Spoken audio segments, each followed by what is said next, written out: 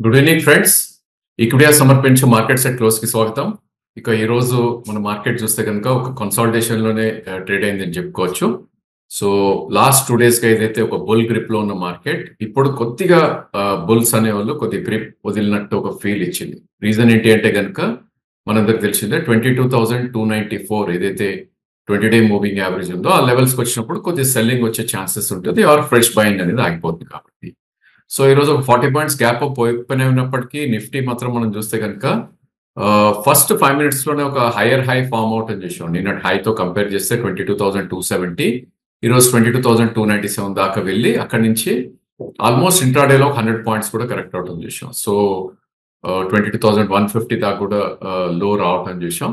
And closing వచ్చేసరికి 22,210 అంటే exactly నిన్న ఎక్కడైతే క్లోజ్ అయిందో ఆల్మోస్ట్ అదే పాయింట్ దగ్గర నిఫ్టీ క్లోజ్ అవుట్ అని చూసాం. బట్ రేంజ్ అనేది ఇంకా షిఫ్ట్ అవ్వలేదు. రీజన్ ఏంటి అంటే కనుక స్వింగ్ లో మనం చూస్తే కనుక 21,710. సో అదే మనం ఒక కింద డౌన్ సైడ్ రేంజ్ తీసుకోవటం జరుగుతుంది.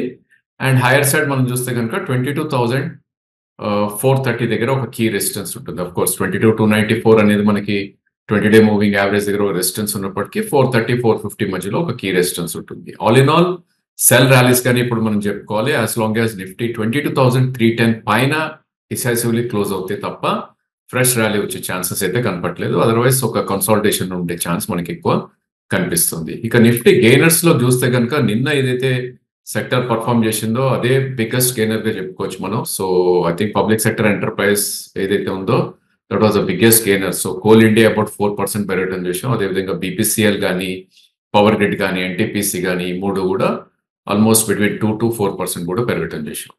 ఇక ఈ రోజు సిప్లాలో మనకి ప్రమోటర్ స్టేక్ అమ్ముతారని ఒక వార్త రావడంతో ఈ రోజు ఒక 4% పెరిగింది. అఫ్ కోర్స్ మొత్తం ఫార్మా కొద్ది వీక్ గా ఉన్నప్పటికీ సిప్లాలో ఒక 3% పైన క్లోజ్ అవుట్ అని చూసాం.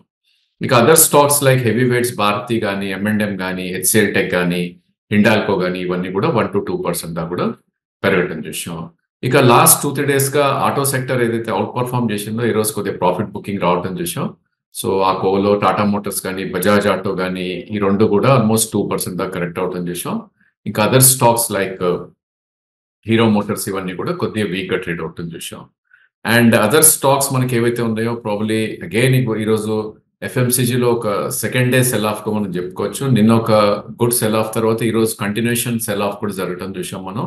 సో ఆ కోలో బ్రిటానియా కానీ టాటా కమ్యూనికేషన్ కన్స్యూమర్స్ కానీ లేదంటే other stocks like Lever Nestle ఇవన్నీ కూడా కొద్దిగా వీక్ గా ట్రేడ్ అవుతుంది. ఇక index heavy weights HDFC bank ఏదైతే ఉందో ప్రాబ్లీ అది కొద్దిగా ట్రాక్ చేసిందని చెప్పొచ్చు. 1.5% కూడా వీక్ అవుట్ అని చూసాం. And other stocks like Asian paints కానీ సన్ టీవీ కానీ జేఎస్డబ్ల్యూ స్టీల్ ఇవన్నీ కూడా కొద్దిగా వీక్ గా ట్రేడ్ అవుతుంది చూసాం.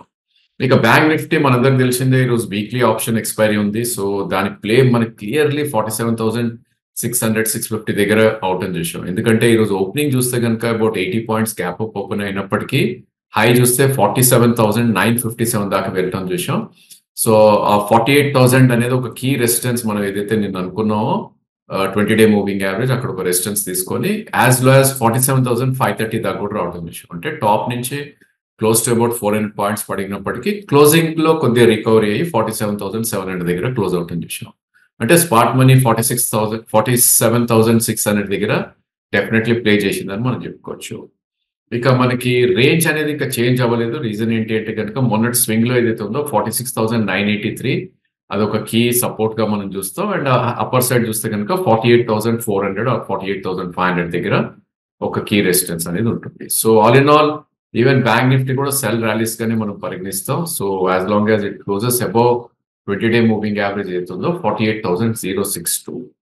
అదర్వైజ్ మనకి గెయినర్స్ ఈరోజు చూస్తే కనుక it was bank of Baroda 1.5% పెరిగిందని చెప్పుకోవచ్చు. Otherwise nothing significant. ఎందుకంటే నిన్న పడిన ఐసిఐసిఐ యాక్సిస్ కానీ స్టేట్ బ్యాంక్ కానీ బంధన్ ఇవన్నీ కూడా స్వల్పంగా పెరగటం చూసాం. అదర్వైజ్ ఇప్పుడే అనుకున్నట్టు డ్రాగర్స్ లో మనం వెళ్ళి చూస్తే కనుక ప్రాబ్లీ హెచ్డిఎఫ్సి బ్యాంక్ ఏదైతే 30% వెయిటేజ్ ఉందో అది 1.5% పడింది. వాటితో పాటు private banks like AU bank కానీ ఐడిఎఫ్సి ఫెడరల్ కూడా పడుతుంది చూసాం. ఇక పిఎస్యు బ్యాంక్ లో పిఎన్బిలో ఈరోజు ఒక షాక్ ప్రాఫిట్ బుకింగ్ ఒకటి రావటం చూసాం. ఇక ఎఫ్ఎండ్ఓ స్పేస్ లోకి వెళ్ళి చూస్తే కనుక నిన్నటి క్యాపిటల్ గుడ్ సెగ్మెంట్ లో ఏదైతే పెరగటం చూసామో అది ఈరోజు కంటిన్యూ అయింది. ఇన్ఫాక్ట్ సిమెన్స్ ఈరోజు price volume breakout with huge gap up రావటం చూసాం. సో ప్రాబ్లీ ఆ స్టాక్ ఇక్కడి నుంచి కూడా ఇంకా పెరుగుతుందా అని ఒక ఫీల్ ఇస్తుంది. అన్‌చార్టెడ్ జోన్‌లో ఉంది సిమెన్స్. ఈరోజు చూస్తే గనుక వాల్యూమ్ అబౌట్ 27 లాక్స్ వాల్యూమ్ అయింది. దీని average volume 6-7 lakhs per day అవుతుంది. సో ఆల్ టైమ్ హై దగ్గర ఉంది కాబట్టి కొద్దిగా కేర్‌ఫుల్‌గా ఉండాలి. బట్ ఈరోజు గ్యాప్ ఏదైతే ఉందో 6701 లోవర్ సైడ్. సో అంటే ఇక్కడ నుంచి 300, 350 పాయింట్స్ పడితే గనుక that will become an attractive by again. So వాటితో పాటు కమిన్స్ కానీ, థర్మాక్స్ కానీ ఈ 2 కూడా బిట్వీన్ 8-3% కూడా పెరగటం విషయం. And public sector enterprises and defence space ఈ రోజు కూడా డామినేట్ చేయడం చూసాం. ఇన్ఫాక్ట్ హెచ్ఏఎల్ ఒక న్యూ హై రావటం చూసాం. అండ్ హెచ్పిసిఎల్ కానీ, ఐఓసి కానీ, భారత్ ఫోర్జ్ కానీ, సేల్ కానీ, బిహెచ్ఎల్ కానీ ఇవన్నీ కూడా ఒక అప్ మూవ్ రావటం చూసాం. ఇక గత కొన్ని రోజులుగా మిడ్ క్యాప్ ఐటీలో ఏదైతే సెల్ ఆఫ్ జరిగిందో ఈ రోజు కొంచెం రిలీఫ్ వచ్చిందని చెప్పొచ్చు. ఎందుకంటే కోఫోర్జ్, ఎంఫసిస్, పర్సిస్టెంట్ లాంటి స్టాక్స్ లో ఒక స్వల్ప బయింగ్ వచ్చి పాజిటివ్ లో ట్రేడ్ అవుతుంది చూసాం. అండ్ మన షోస్ లో డిస్కస్ చేసిన ఆల్ టైమ్ హై స్టాక్స్ ఏవైతే ఉన్నాయో ఇండిగో అండ్ పాలీక్యాప్ ఈ రోజు కూడా ఒక న్యూ హై రావటం చూసాం. ఇక ఇక్కడ సెగ్మెంట్ లో కూడా మనకి ఎఫ్ఎంసీజీ కొంచెం డామినేట్ చేసింది. లూజర్ సైడ్ మనం వెళ్ళి చూస్తే కనుక సో కోల్గేట్ పామోలివ్ ఒక 5% కరెక్ట్ అవటం చేసాం. అదేవిధంగా స్పెషాలిటీ కెమికల్స్ లో we have seen a big sell off. So I think Aarti industries ఒకటి, దీపక్ నైట్రేట్ ఒకటి, ఈ 2 కూడా కొద్దిగా వీక్ గా ట్రేడ్ అవుతుంది చూసాం. ఎస్ఆర్ఎఫ్ అండ్ నవీన్ ఫ్లోరిన్ కూడా స్వల్పంగా డౌన్ సైడ్ రియాక్ట్ అవుతుంది చూసాం. ఇక రియాలిటీలో మిక్స్ ట్రెండ్ మనం చూసాం ఈరోజు. టిఎల్ఎఫ్ స్వల్పంగా వీక్ అవటం చూసాం. అండ్ అగైన్ ఇక్కడ మనకి వీక్ అయిన సెక్టర్స్ చూస్తే ఆయిల్ అండ్ గ్యాస్ లో కూడా కొంచెం వీక్నెస్ వచ్చి రావటం చూసాం. So MGL and stock, gas related stocks, if not oil and gas, MGL కానీ, ఐజిఎల్ కానీ, గుజరాత్ గ్యాస్ కానీ ఈ 3 కూడా కొద్దిగా వీక్ గా ట్రేడ్ అవుతుంది విషయం. అండ్ గ్యాస్ సెగ్మెంట్ లో మనం వెళ్ళి చూస్తే కనుక it was clearly power sector which has dominated అని చెప్పొచ్చు. సో ఈ రోజు మనం చూస్తే కనుక పవర్ ఇండియా స్టాక్ మనకు గత వీడియోస్ లో కూడా చెప్పడం జరిగింది. 8200 బ్రేక్అవుట్ వచ్చినప్పుడు ఈ రోజు అనూహ్యంగా ఒక 10% దాకా పెరిగి 10,700 దాకా దగ్గర క్లోజ్ అవుతుంది విషయం. సో ఈ స్టాక్ లో ఒక స్టాప్ అనేది కనపట్లేదు. ఎందుకంటే గత ర్యాలీలో కూడా ఇది 9,900 దాకా వచ్చి 8,700 కూడా రావటం విషయం. మేబీ 20-డే మూవింగ్ యావరేజ్ దగ్గర ఒక గ్రేట్ సపోర్ట్ ఉంటుంది విచ్ ఇస్ 8959. ఒకవేళ ఆ ప్రైస్ వచ్చింది అంటే కనుక మేబీ ఈ స్టాక్ అటెంప్ట్ చేసే ప్రయత్నం. సో వాటితో పాటు స్పిల్ ఓవర్ అనుకోవచ్చు, అదర్వైజ్ సెక్టర్ బయింగ్ అనుకోవచ్చు. టీడీ పవర్ కానీ, కేపీఐ గ్రీన్ కానీ, స్వెలెక్ట్ కానీ, సిజీ పవర్ కానీ, ఇన్ఫాక్ట్ కొద్దిగా వీక్ గా ట్రేడ్ అవుతున్న బోరోన్యూ కూడా ఈ రోజు 5% కూడా అప్ మూవ్ రావటం చూసాం. అండ్ రిజల్ట్స్ రియాక్షన్స్ తర్వాత ఏ స్టాక్స్ అయితే పడ్డాయో వాటిల్లో ఈరోజు ఒక ఫాలో బయింగ్ రావటం చూసాం. ఆర్ మేబీ బాటమ్ ఫిషింగ్ అంటాం మనం. సో స్టాక్స్ లైక్ ఒలెక్ట్రా కానీ, బిఎస్సి కానీ, అదర్వైజ్ ఈ 2 కూడా 4-6% దాకా కూడా పెరగటం విషయం. ఇక వీక్ అయిన స్టాక్స్ లో వెరీ సెలెక్టివ్ స్టాక్స్ మనం ట్రాక్ చేసే వాటిలో స్పెషాలిటీ కెమికల్స్ 6% పడుతుంది చూసాం. టికాల్ ఏదైతే మనం గత కొద్ది రోజులుగా ట్రాక్ చేస్తున్నాం అది బిలో 200 కూడా వచ్చేసి ఈ రోజు 193 దగ్గర క్లోజ్ అవటం చూసాం. బట్ గుడ్ థింగ్ ఏంటంటే 191 అనేది 200-డే మూవింగ్ యావరేజ్. మేబీ ఇక్కడ ఒక సపోర్ట్ తీసుకునే ఛాన్సెస్ ఉంటుంది. ఈ స్టాక్ ని కూడా వాచ్ లిస్ట్ లో పెట్టుకోమని చెప్తాను. అదర్వైజ్ సర్లా పాలీ, రామ్కి అండ్ డాటా ప్యాటర్న్స్ ఇవన్నిట్లో కూడా కొద్దిగా ప్రాఫిట్ బుకింగ్ రావటం విషయం. ఇక స్టాక్ ఫర్ టుమారోగా మనం తేజస్ నెట్వర్క్ గురించి మాట్లాడుకోవచ్చు. ఎందుకంటే ఈ స్టాక్ ఆల్ టైమ్ హై ఎప్పుడైతే మనకి గ్యాప్ అప్ వచ్చిన రోజే మనం డిస్కస్ చేయడం జరిగింది పాత వీడియోస్ లో.